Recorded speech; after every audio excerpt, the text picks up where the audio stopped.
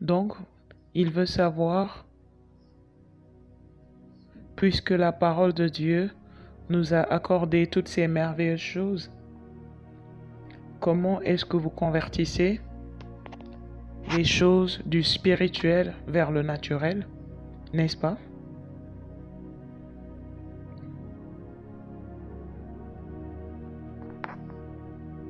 Il n'y a pas de dollar au ciel. Il n'y a pas d'euros au ciel. Comment est-ce qu'on appelle la monnaie au Brésil?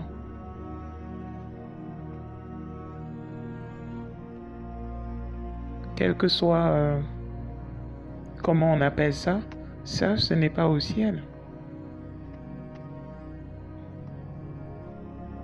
Je connais les roupies indiens, n'est-ce pas? Oui, il n'y a pas de roupies au ciel. Donc si vous demandez à Dieu des roupies, ça ne viendra pas du ciel. Tous les roupies dont vous avez besoin sont sur la terre. Tous les dollars dont vous avez besoin sont sur la terre. Tout l'or, tout l'argent. J'ai vu quelque chose, je n'aimerais pas vous déranger avec ça.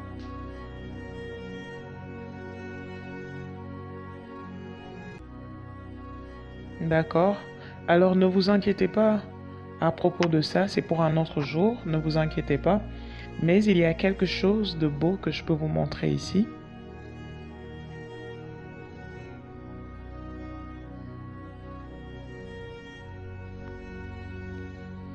Vous savez que le monde spirituel a donné naissance à ce monde. Et nous l'avons dit auparavant, n'est-ce pas? C'est quelque chose que vous savez déjà. Le monde spirituel a donné naissance à ce monde. Je veux que vous alliez dans le livre de Proverbes pour un moment.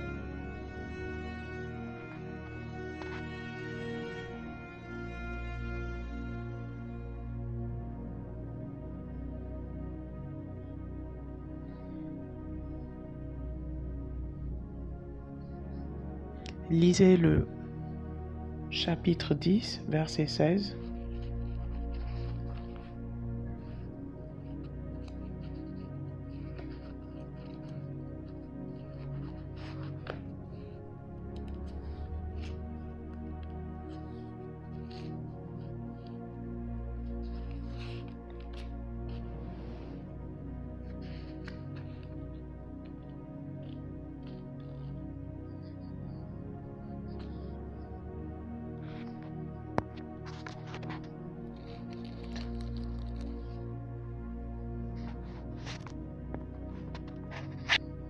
Le travail d'un homme honnête, son travail, donc le juste travail.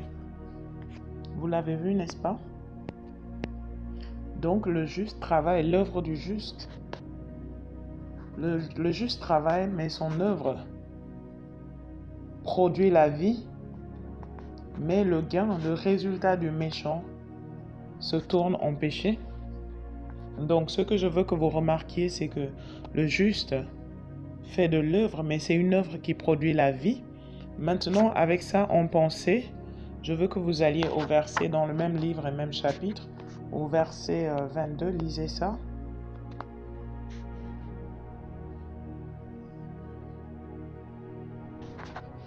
Est-ce que vous avez vu ça? Encore une fois, lisez.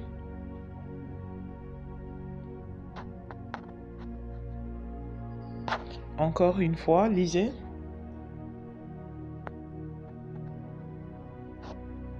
Bien. Je veux que vous lisiez ça dans une version français courant.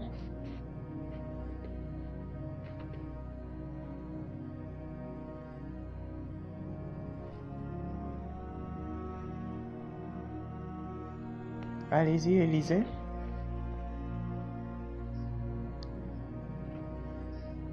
Il dit, seule la bénédiction du Seigneur donne la prospérité et les efforts de l'homme n'y ajoutent rien.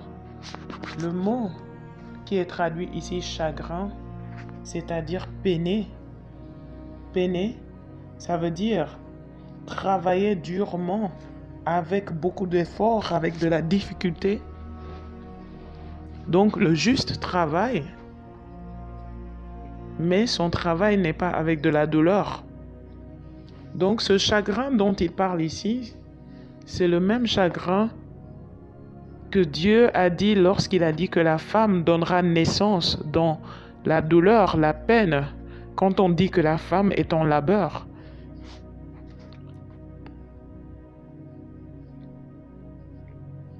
Ça veut dire qu'elle donne naissance avec difficulté.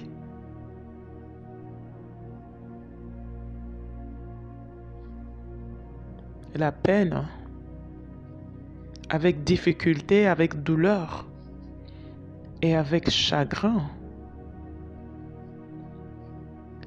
Cette malédiction, c'était qu'elle devait donner naissance avec difficulté. Maintenant, la parole dit que la bénédiction de l'Éternel enrichit et il ne la fait suivre d'aucune difficulté, d'aucune peine. Donc, votre travail produit la vie. Votre travail, ce n'est pas juste peiner pour avoir de l'argent. Votre travail, c'est avec du repos, de la détente, avec du repos intérieur, avec joie. Comme il l'a dit, c'est avec joie que vous puiserez aux sources du salut. Maintenant, il y a certains principes que vous devez mettre à l'œuvre durant une certaine période parce que vous devez les tester. C'est comme votre foi. Chacun d'entre nous a reçu la mesure de foi pour notre salut et cette mesure de foi est petite. Mais elle peut faire déplacer des montagnes, mais elle ne fera pas déplacer les montagnes d'elle-même. C'est vous qui mettez votre foi à l'œuvre. Mais vous voyez, chacun d'entre nous, c'est pourquoi il y a la foi légale. Souvenez-vous que Jésus a dit aux disciples à un moment, « Vous, hommes de peu de foi. » Donc, cette petite foi, il y a la petite foi et il y a la grande foi. Au centurion, il a dit, « Je n'ai jamais vu une personne avec une si grande foi en Israël. » Donc, il y a la petite foi, il y a la grande foi. Et puis, il y a la foi faible et il y a la foi forte. Rappelez-vous, la petite foi, la grande foi,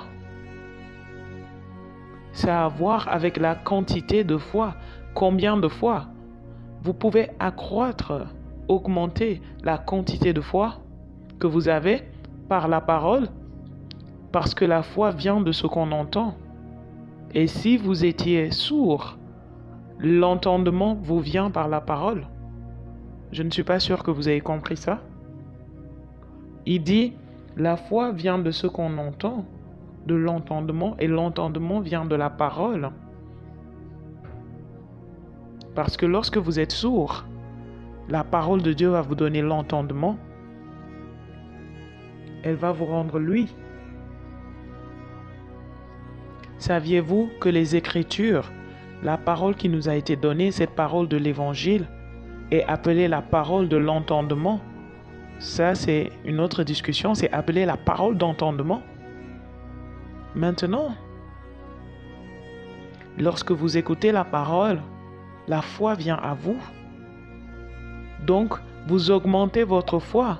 Les disciples, un jour, ont dit à Jésus, « Augmente en nous la foi. » Vous voyez, il parlait de la quantité de foi parce que il a dit qu'ils avaient une petite foi. Maintenant, ils disent, « Augmente en nous la foi. » Mais pour augmenter la foi, vous devez entendre la parole. Plus vous entendez la parole de Dieu, plus vous avez la foi. Et puis, il y a la qualité de la foi. La foi faible, la foi forte. Abraham n'était pas faible dans la foi. La Bible nous dit, Romains chapitre 4, vous vous rappelez? Mais il était fort dans la foi. Donc il dit, n'étant pas faible dans la foi, il ne considérait pas son propre corps. Ce qui veut dire que la foi faible considère les circonstances, c'est la foi faible. La foi forte rend gloire à Dieu parce que la Bible dit, étant fort dans la foi, il rendait gloire à Dieu. Maintenant, pourquoi est-ce que je vous donne tout ça? La foi est la preuve des réalités invisibles. Qu'est-ce que ça veut dire? J'ai dit tous les dollars dont vous avez besoin, tous les roupies dont vous avez besoin, tout l'argent dont vous avez besoin est dans ce monde.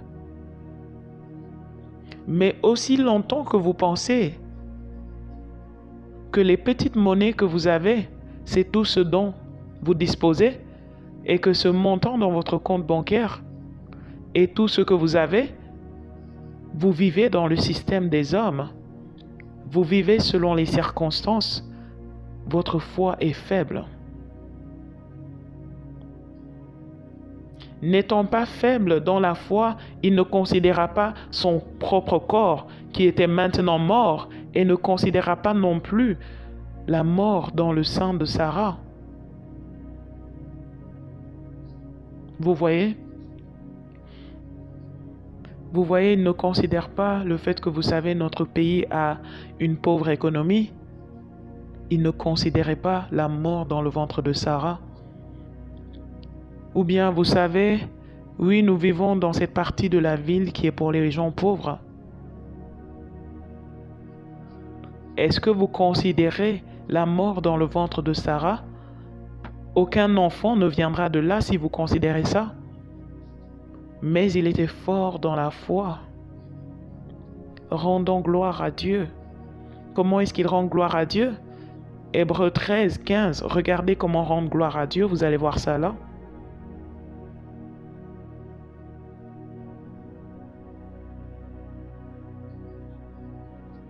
Par lui,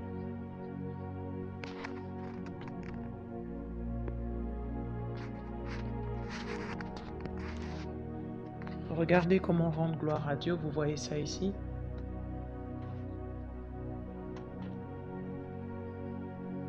Par lui, offrant sans cesse à Dieu un sacrifice de louange, c'est-à-dire le fruit de lèvres qui confesse son nom. Maintenant, confessez son nom.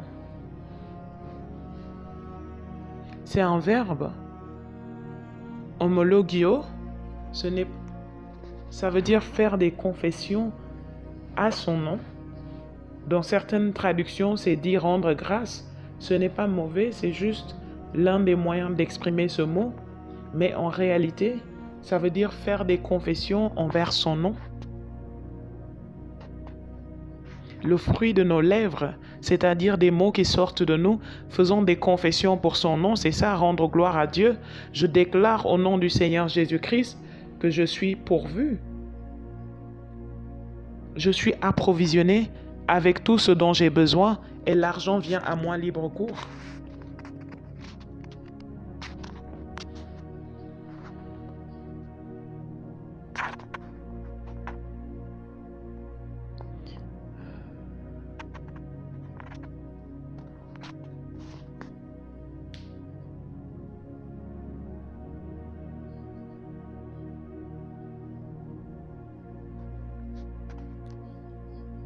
Par lui, offrons des sacrifices de louange à Dieu combien de fois? Continuellement. Le fruit de nos lèvres qui confesse son nom. Vous devez apprendre comment contrôler l'argent. Aussi longtemps que vous pensez que l'argent ne vient pas à vous, que assez ne vient pas à vous, vous êtes en train de stopper l'argent de venir à vous. Vous devez comprendre que l'argent est votre esclave. L'argent a été envoyé pour vous servir. Vous devez comprendre cela.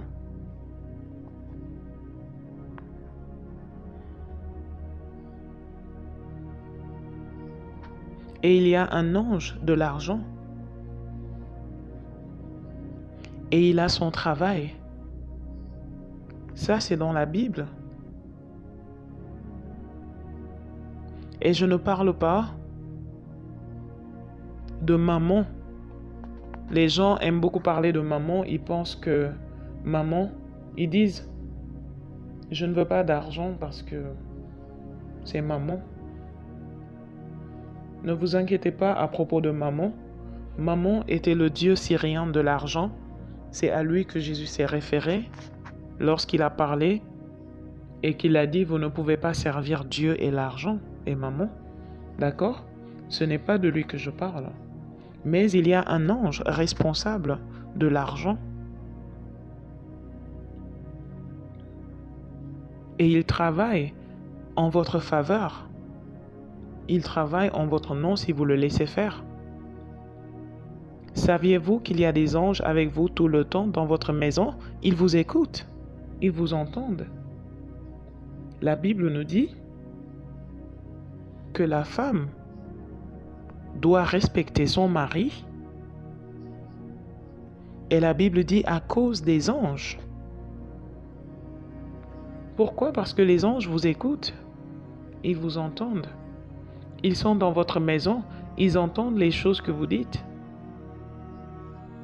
Et ils sont responsables de travailler pour vous. Et si vous n'êtes pas en train de dire la bonne chose,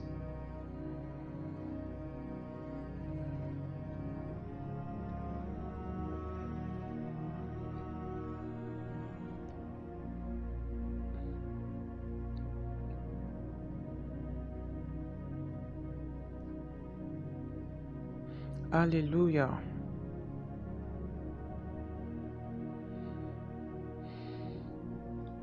Des paroles merveilleuses. Des paroles merveilleuses. J'aimerais vous lire Malachie chapitre 3.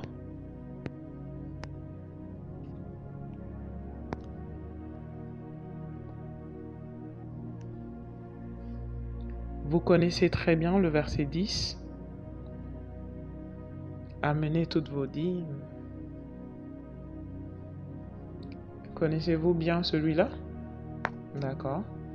Maintenant, j'aimerais vous amener au verset 16. Alors ceux qui craignent l'Éternel se parlèrent l'un à l'autre. Rappelez-vous, dans l'Ancien Testament, il parlait de la crainte de l'Éternel.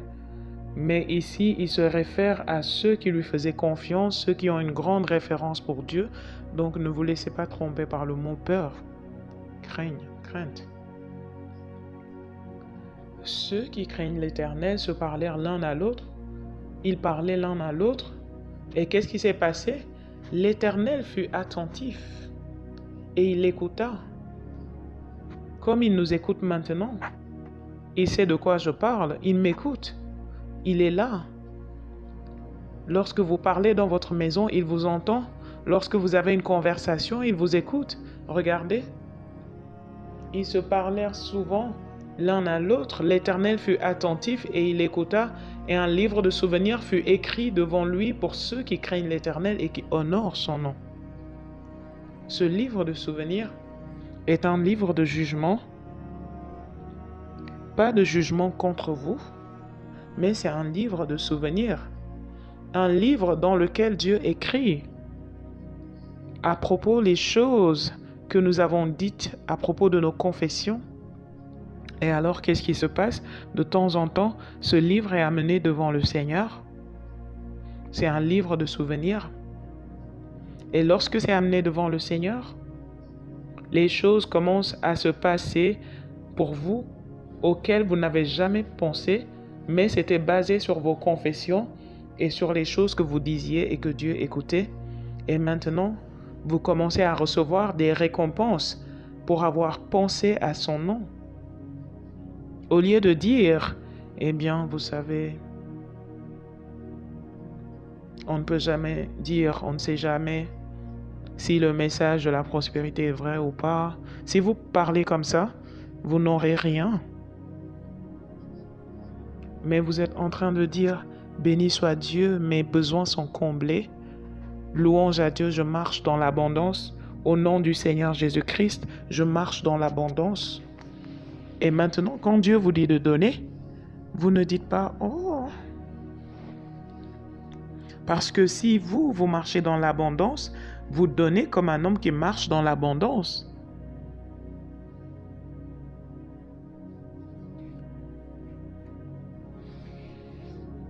Vous voyez ce que je veux dire? Donc, je peux dire, la différence, ce dont vous avez besoin, ce n'est pas d'amener quelque chose du règne de l'esprit ou du règne physique. J'ai dit, il n'y a pas de dollars dans le règne spirituel. Tous les dollars sont ici dans ce monde. Ce dont vous avez besoin, c'est d'agir.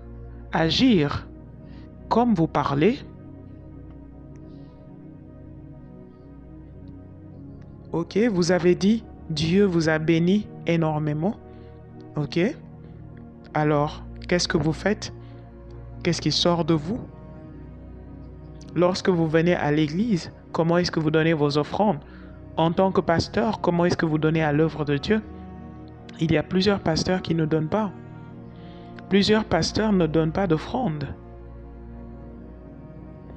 Ils pensent que c'est la congrégation seulement qui est supposée donner. Ils ne donnent pas leur dîme. Ils pensent que c'est juste la congrégation qui doit donner sa dîme. Ils ne donnent pas leurs offrandes, ils ne donnent pas leur dîme. Ils font des vœux qu'ils n'accomplissent pas. Et ce sont des pasteurs. Alors ils auront des problèmes, sans aucun doute. Ils en auront, ce n'est pas assez de prêcher de grands messages. Vous devez agir ces messages. Vous devez les agir. Donc, n'essayez pas de prêcher pour faire que les gens donnent de l'argent. Lorsque vous prêchez, prêchez à vous-même pour que vous puissiez donner.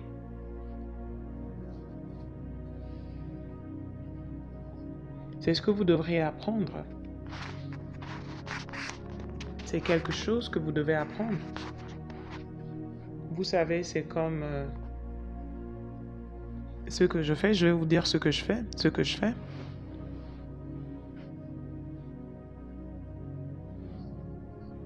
Je m'attise moi-même dans mon esprit pour donner.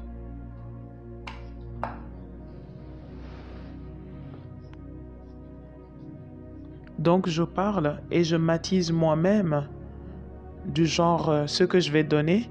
Je suis enthousiaste, je veux faire quelque chose. Je pourrais être au téléphone avec quelqu'un et en ce moment je m'attise dans le Saint-Esprit. Je m'apprête à donner parce que c'est ce que nous sommes. C'est ce que nous sommes.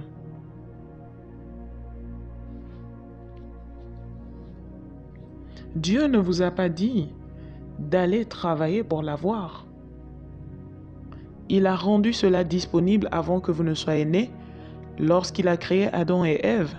Est-ce qu'il leur a dit, maintenant, allons faire quelque chose à propos de ce que vous allez avoir? Non, tout était déjà prêt. Et puis il a créé l'homme et la femme. Et il les a mis dans le jardin qui était déjà préparé pour eux. N'est-ce pas ce que la Bible dit? Donc,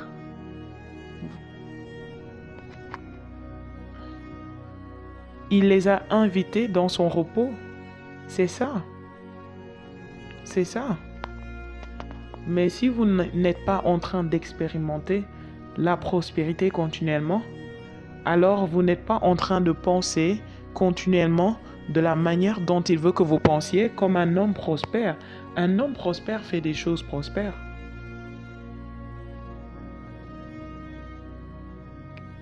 Combien de fois avez-vous regardé autour et vous vous êtes dit « Oh, j'aimerais donner ». La Bible dit « Les yeux de l'Éternel parcourent la terre pour qu'il se montre fort au nom de ceux qui ont le cœur parfait vers lui ». Dieu est en train de chercher quelqu'un à bénir. Chaque jour, il veut bénir quelqu'un. Imaginez si vous commencez à penser comme ça. Imaginez si vous vous dites « Oh, j'aimerais bénir quelqu'un aujourd'hui ». Et vous commencez à penser grand. Élevez votre vision. Élevez votre vision.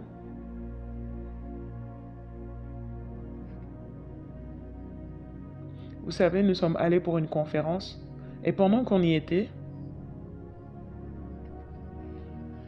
il y a beaucoup d'autres gens là-bas.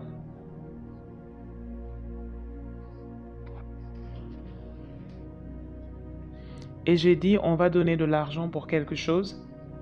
Et c'est énorme. C'était un montant énorme. J'ai regardé autour. Tous ceux qui allaient donner, tous ceux qui se joignaient à moi à donner, c'était tous mes pasteurs. Et je me disais, où sont tous les autres?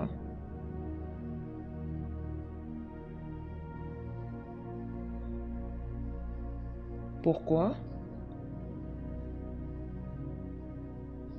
Parce qu'ils l'ont compris. Ils ont tous compris. Si je dis maintenant, par exemple, nous allons donner 5 millions de dollars pour tel ou tel. Après ça, il y aura 4 ou 5 d'entre eux qui sautent et qui disent, pasteur, je donne 1 million. L'autre dit, je donne 1 million, 1 million. Tous les 5 millions seront pris et tous ce sont mes pasteurs. Tous les autres n'auront même pas l'opportunité de donner parce qu'ils attendent le moment où on dit qui va donner 20 000, qui va donner 5 000. Si je commence avec ça, aucun de mes pasteurs ne va se lever. Je le sais, ils vont attendre. Ils vont attendre que lorsque je suis prêt pour ce qui les concerne, parce que la chose doit être assez importante pour que j'en appelle à leur attention, oui. Donc lorsque je leur dis, messieurs, nous avons besoin de 10 millions de dollars, là, oui, vous voyez, ils vont réagir.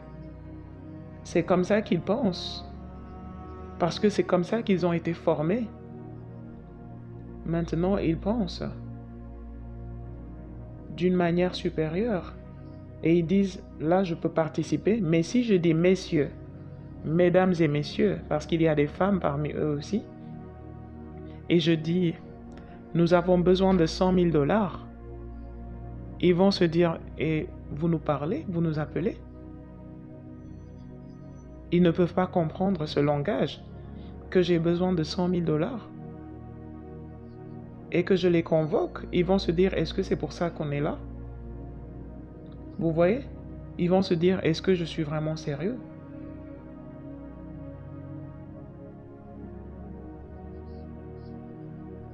Mais c'est quelque chose que vous pratiquez pendant une longue période.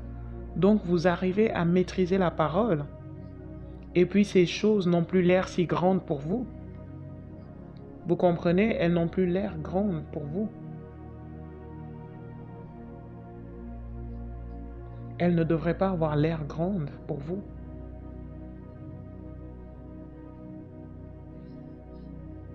Attisez-vous vous-même. Dites, je vais m'attiser moi-même. Oui, attisez-vous vous-même. Soyez défiés par les choses de Dieu, parce que il y a des années de cela, lorsque j'étais encore pasteur, je suis toujours pasteur, mais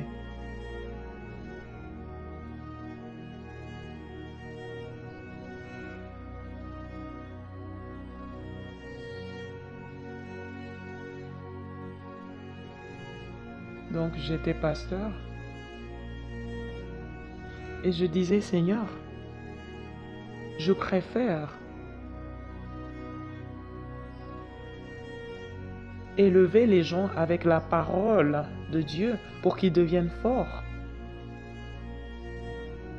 et financièrement opulents, plutôt que de voir un gars opulent qui vient de quelque part pour me donner de l'argent. J'ai dit, parce que lorsque lui ou elle le fait,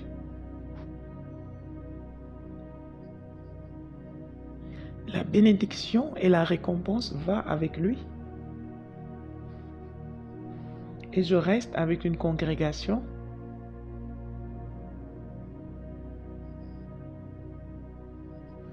qui est financièrement faible. Donc je veux les bâtir à être des géants financiers, plutôt que de prier à Dieu de m'amener quelqu'un qui a de l'argent? J'ai beaucoup de gens qui veulent me donner de l'argent. Vous ne pouvez pas faire ce que je fais pendant longtemps sans croiser des gens le long du chemin. Vous comprenez ce que je dis? Beaucoup de gens veulent me donner de l'argent. Mais vous voyez, je préfère lorsque ceux qui sont bâtis par la parole et qui mettent la parole à l'œuvre, lorsque je les vois grandir financièrement et devenir forts financièrement parce qu'ils savent que la parole la produit, ils sont différents du gars qui a eu de l'argent par un autre principe et qui veut maintenant bénir la maison de Dieu. Est-ce que vous connaissez la différence? Les pasteurs, vous devriez connaître la différence. Il y a une grande différence entre les deux. Il y a une grande différence.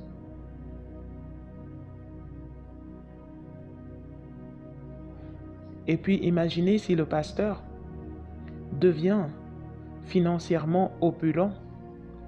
Imaginez si le pasteur devient riche.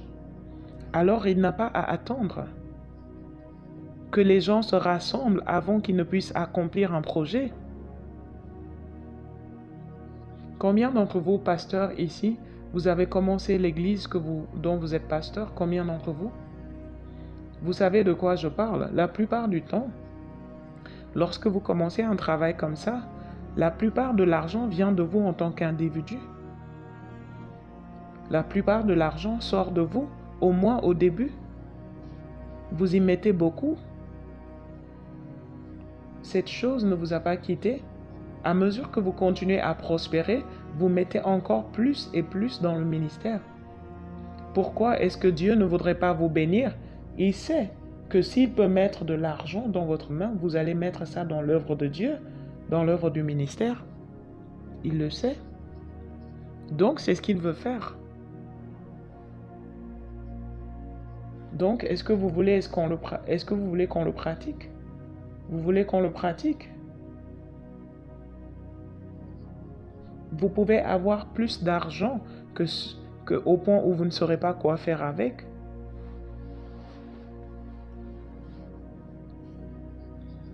Est-ce que vous croyez que vous pouvez avoir de l'argent excédent?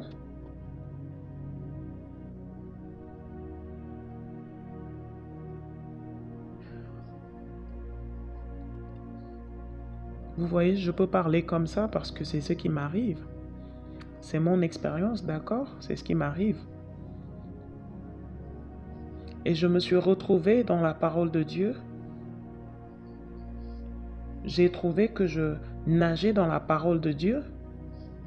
Et je me suis rendu compte que c'était si facile d'avoir de l'argent juste en l'appelant.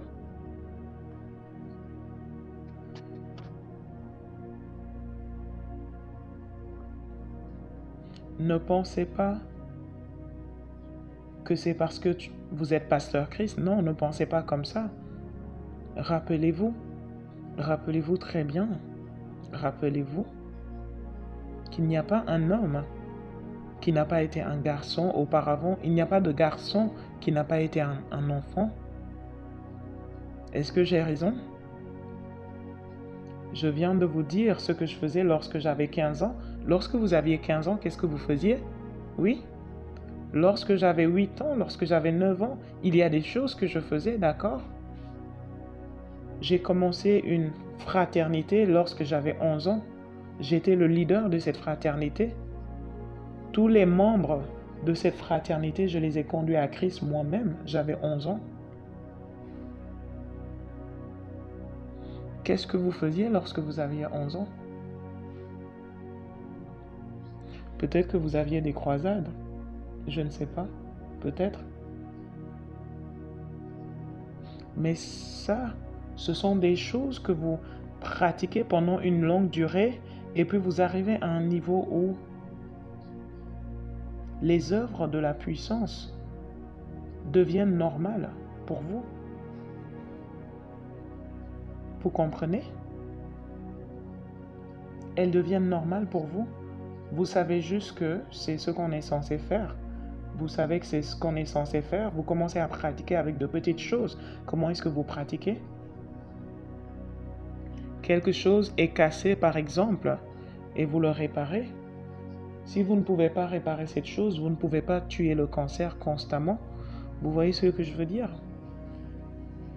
Vous utilisez la parole. Quelque chose de vous, peut-être que c'est supposé être gâté, vous utilisez votre parole et vous dites que ça va, c'est réparé. Et par votre parole, c'est réparé. Le réfrigérateur ne marche pas, vous mettez votre main dessus et ça commence à parler. Oui, ça commence à marcher, oui. Vous commencez à pratiquer avec ces petites choses. Vous pratiquez, vous serez étonné. Ou bien quelque chose manque et vous appelez cette chose dans votre chambre. Je peux vous donner des exemples de chacune de ces choses.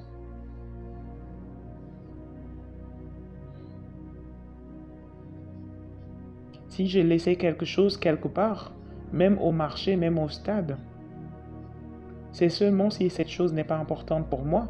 Même si elle n'est pas importante, ça arrive souvent. À combien plus forte raison, lorsqu'elle est importante pour moi, je l'appelle et elle vient à moi. Vous voyez? Elle vient là où je suis. Donc je n'ai pas cette mentalité de perdre des choses. Pourquoi? Parce que j'ai des anges avec moi tout le temps.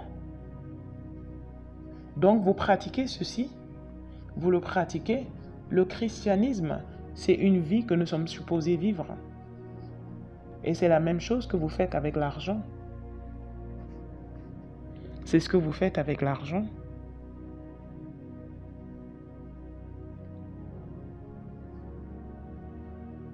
Que ce soit dans votre compte, dans la banque ou en liquide, quelle que soit l'affaire. Vous le dites, vous le pratiquez. Ne commencez pas avec de grandes sommes que vous-même vous allez douter si c'est possible. Commencez avec pratiquer. Pratiquer. Supposons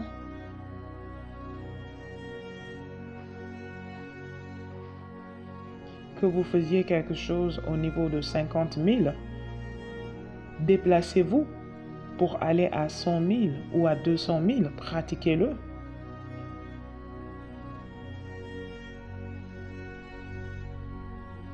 Vous dites, par exemple, j'ai donné 50 000 pendant très longtemps. Au nom de Jésus, maintenant, je veux donner 200 000 d'un coup. Et dès que vous le dites et que vous êtes sincère, faites que vos antennes spirituelles soient élevées. Parce que Dieu va vous dire quelque chose ou vous dire quoi faire, ou bien quelque chose va se produire. Je ne peux pas vous expliquer, mais ça va se produire. Mais soyez prêts pour ça. Rendez-vous prêts. Donc ça, ce sont des choses spirituelles. Ce ne sont pas des choses que nous devons tirer depuis le règne de l'esprit. C'est quelque chose que vous faites ici, maintenant. Vous commencez à le pratiquer maintenant.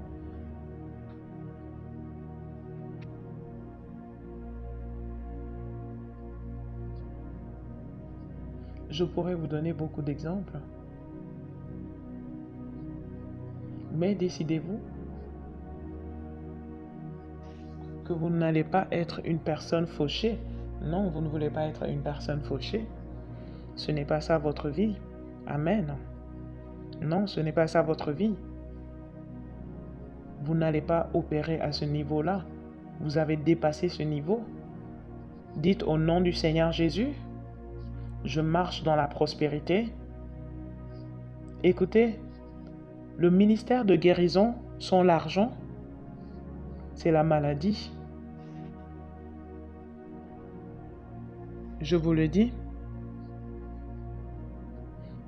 Parce que si vous avez un ministère de guérison et vous n'avez pas d'argent, vous allez devenir malade.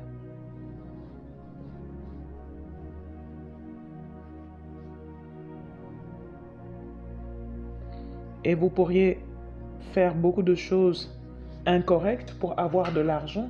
Et cela va vouloir dire que vous êtes vraiment malade maintenant. Parce que vous pourriez faire des choses que vous n'êtes pas censé faire juste parce que vous voulez de l'argent. Vous voyez?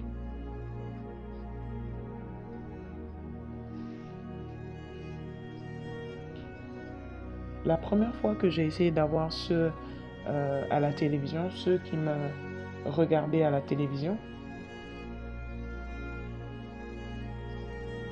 la première fois que j'ai essayé de les faire participer dans le fait de donner, c'était en fait leur donner une opportunité pour faire partie de ce que nous faisons, d'accord?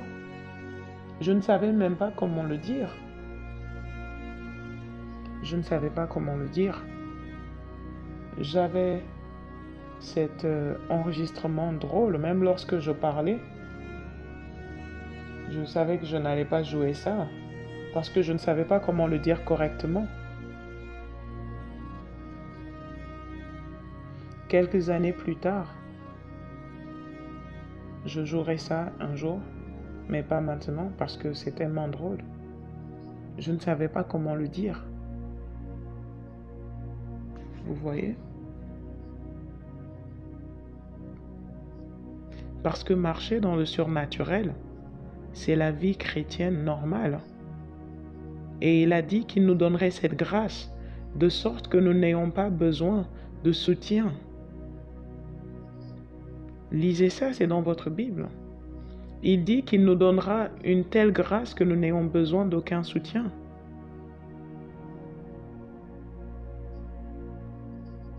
Donc, la plupart du temps, et je vous dis ceci sincèrement, la plupart du temps, si je veux même susciter de l'argent pour quelque chose, j'ai déjà l'argent pour moi-même.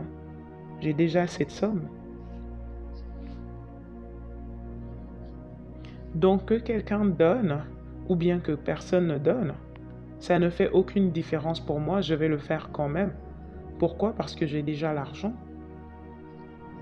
C'est ce qui se passe avec moi.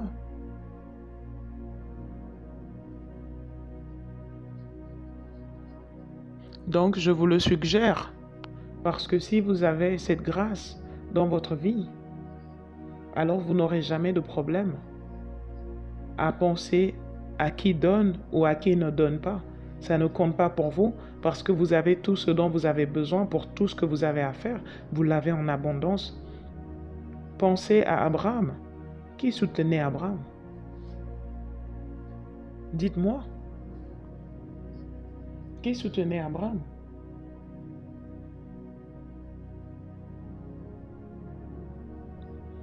Mais vous êtes la postérité d'Abraham. Nous avons des partenaires partout dans le monde. Pourquoi?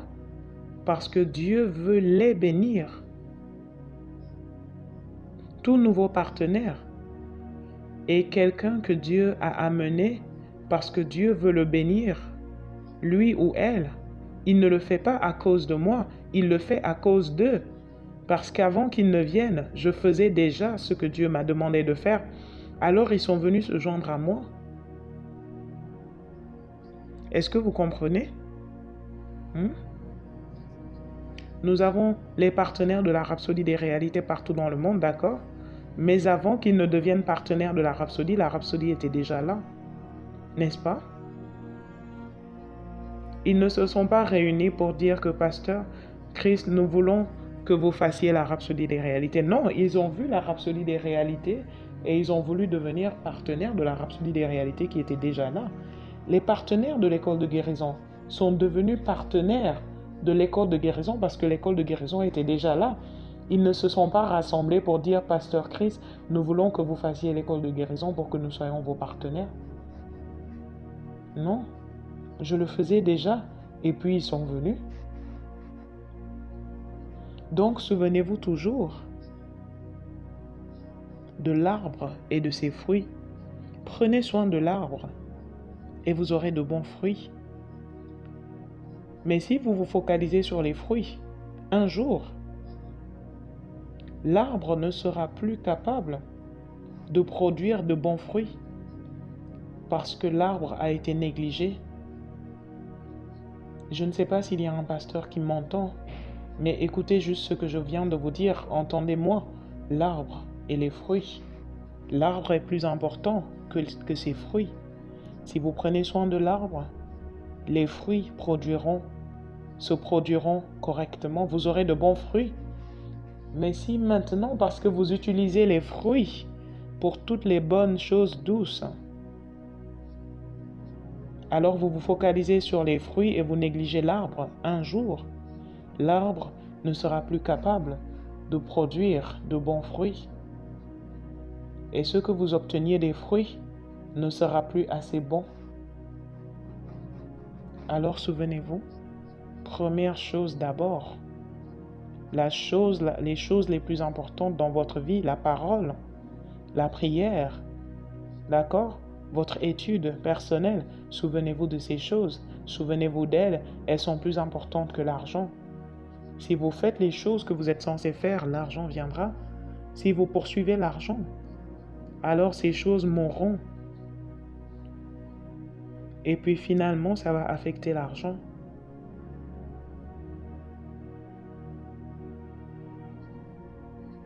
C'est pourquoi vous avez beaucoup de pasteurs aujourd'hui qui avaient de l'argent avant et qui n'en ont plus.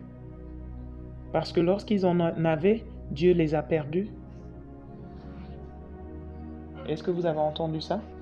Lorsqu'ils ont eu l'argent, Dieu les a perdus.